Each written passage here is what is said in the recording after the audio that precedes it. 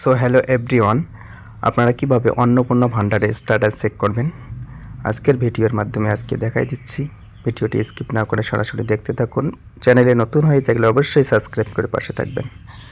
তো প্রথমে আপনারা কিভাবে অন্নপূর্ণা ভান্ডারের স্ট্যাটাস চেক করবেন সেটি পদ্ধতি আমি দেখাই দিচ্ছি।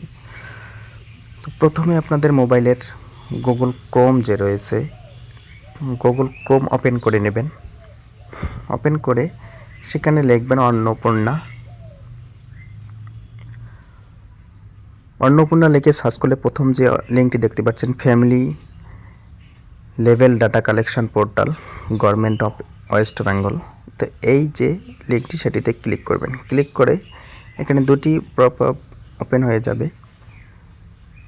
এখানে দেখতে পাচ্ছেন government of West Bengal family data collection portal. তো প্রথম যে লিঙ্কটি দেখতে পাচ্ছেন এখানে সিটিজেন ফ্যামিলি লগিং, সেইখানে আপনারা ক্লিক করবেন। অ্যাসেস সিটিজেন পোর্টাল, তো এখানে আপনারা ক্লিক করবেন। ক্লিক করলে এরকম একটি ইন্টারপেজ ওপেন হবে। তো প্রথমে এখানে সিলেক্ট ইওর ডিস্ট্রিক্ট, এখানে আপনাদের হোম ডিস্ট্রিক্ট সিলেক্ট করে নেবেন।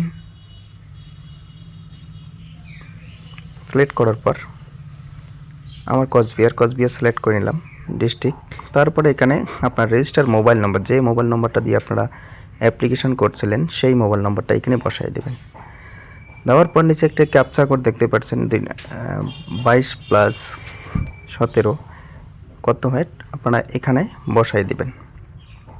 বসাই দিয়ে আপনারা রিকোয়েস্ট ওটিপিতে ক্লিক করবেন।